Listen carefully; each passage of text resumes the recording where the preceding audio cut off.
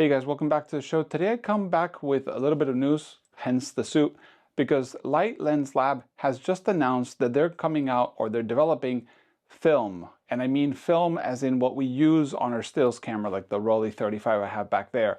They're going to be making black and white film with T grain, so tabular grain. They're going to be making C41 film. They're going to be making E6 film. They're going to be making instant peel apart film. They're going to be making ECN2 cinematography film and some other stuff. And this honestly is a bit of a curveball from someone like Light Lens Lab.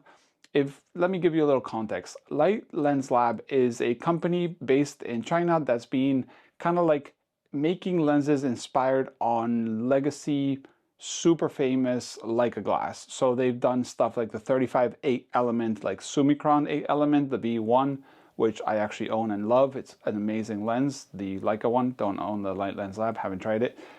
They've made stuff like the 28 9 element. They're doing the 50 Elcan. They're doing a 50 rigid Summicron clone. They're making all these lenses. And they've been kind of in the map for these developings of lenses, which are really well done from what I've seen. I've touched a few. I haven't tested them myself, but they look really well executed. And supposedly the glass is almost as good as Leica, if not better. And I can't say myself, like I said, haven't tested. That might be a big statement. But they've been developing, they have a blog on their website that they kind of say what they're working on. They looks like they're doing like 7 lenses at the same time at all times. And back in the day, I even had access to one of their Google Drives, which had all the behind the scenes of them making stuff. And they looked like they were really busy at making things. But jumping from that to film is like, I don't know, it's like if your lab decides to buy Kodak. Like, it's just crazy. And what is crazy to me mostly is not the fact that they can't develop stuff. Like, China is probably one of the countries that's most ready to develop anything they want, because they have all the factories for all the manufacturing from either China or by the USA or Europe. Like, basically they have been the factory for almost the whole world for the past decade. So they make the iPhones, they make everything. And I know there's other places that can make them, but China has a lot of research and a lot of capacity to do good things. They can also do very affordable, very bad things, but they also do very good things. So the fact that there are some mad scientists right now there trying to develop and retro design color film is crazy. But like I said, the statement is not just one kind of film. Like, black and white film is already complex enough, and tabular grain is even more complex. And they have like these electromagnetic scans, I think is what they're called, of the tabular grain, which is really cool because it makes these little triangle geometrical shapes. But they're working on this film to be from like ISO 100 to 1600, which my favorite film back in the day was Neopan 1600, which was a tabular 1600 black and white film from Fuji.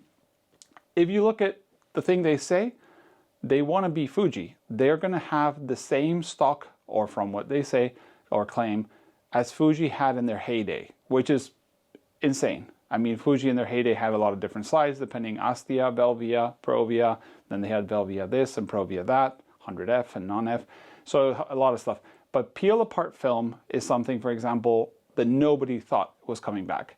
We currently have Super Sense with the 1 instant and the 1 instant do-it-yourself, which is one shot peel apart that every time you shoot, you have to put a cartridge and then clean the rollers because it's usually quite gunky because of the leftover residue from the developer.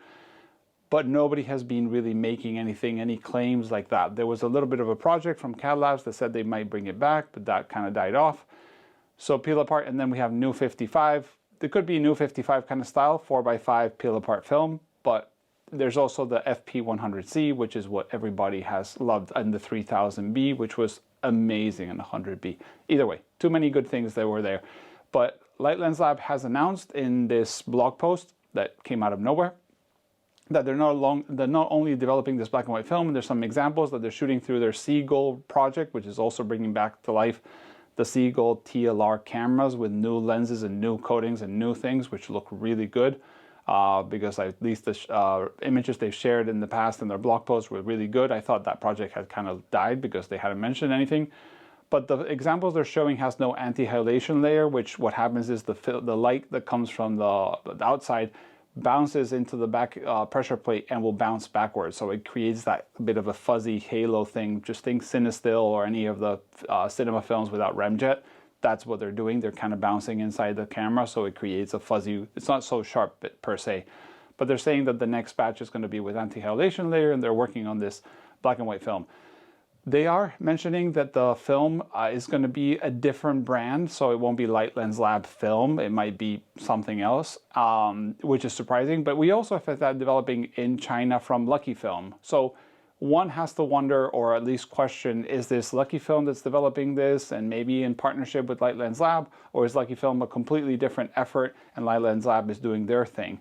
And it's just insane to me that out of the blue comes this announcement that they're developing film with all these ideas in head. And like I said, we've had some crazy things like E6, we had Ferrania trying to make it, then we had Kodak make the E100, which is E6, but it has a little bit more latitude, so it has a bit more, it can do more with contrasty situations, not like Fujifilm E6, which was a little bit more short in the latitude and you would burn the highlights or you would have blacks very fast.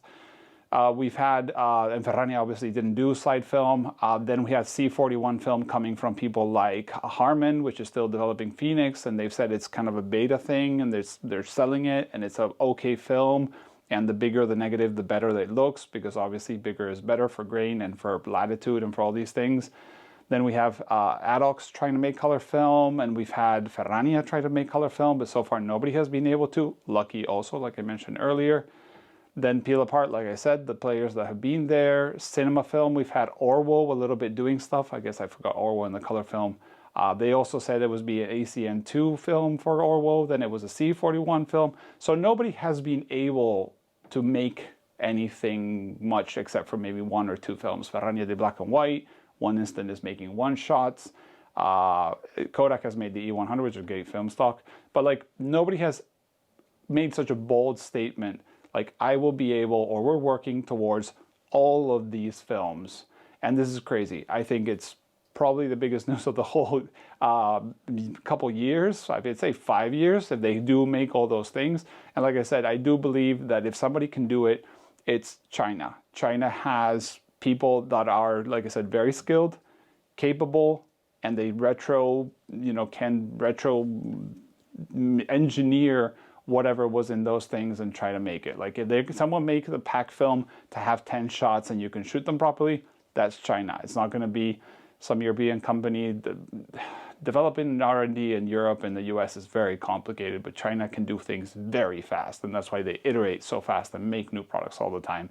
But yeah, this is the announcement. I would love to hear what you think. Like I said, they do have a good track record making lenses. This is a completely different thing.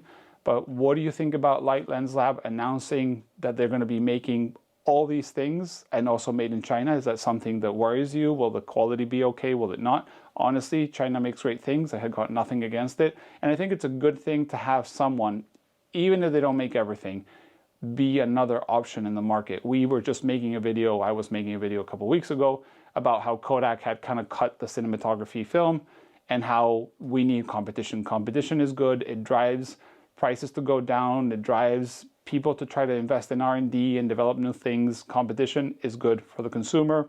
And even though brands don't like it, it's usually good for the brands because it keeps them kind of like moving and designing and thinking about things. But yeah, I would love to hear what you think. Like I said, it's kind of crazy. I'm leaving a link below to the announcement. This came out of nowhere. I set up a little studio here in the garage. I hope you don't mind. That's all I have. And like I said, not really news per se officially, but it's kind of news. Thanks for watching. See you in the next one.